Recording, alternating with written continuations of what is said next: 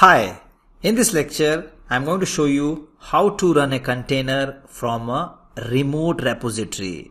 So in the previous lecture we have created a container and also we have started the container, but the image of the container was present on the local system because we have already pulled the image using the container file. Now in this lecture I am going to show you how to create a container from a remote repository. For that you have to use the podman run command.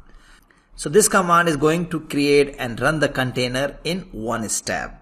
The podman run command runs a process inside a container and this process starts the new container. So this is what you have to keep in mind. And also we have few options that you can use with the podman run command. That is -d option to run a container in detached mode, which runs the container in the background instead of in the foreground of the session. So let me show you how to execute.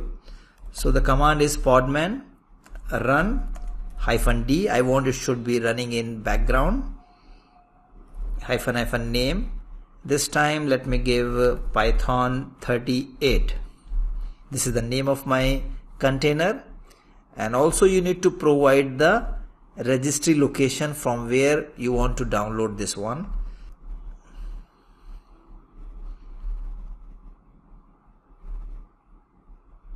So let me take this one, paste. After that I have used this option, that is sleep infinity command, to prevent the container from exiting. Otherwise what will happen, it is going to create the container, also it is going to start the container, but after some time your container will be in stopped state. But my requirement is that my container should keep on running. So let me fire this command. So first it is trying to pull the image from the location that you have provided in this command.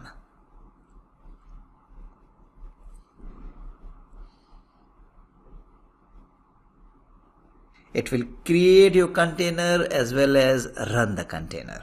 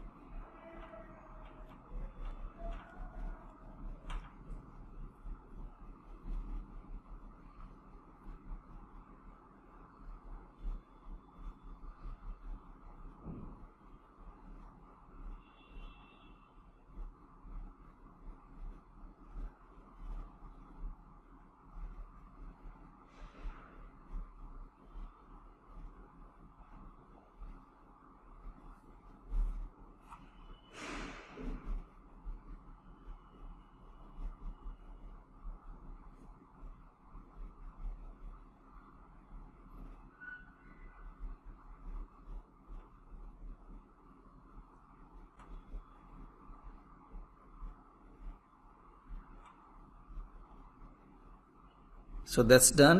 How to cross check? Simply fire podman ps.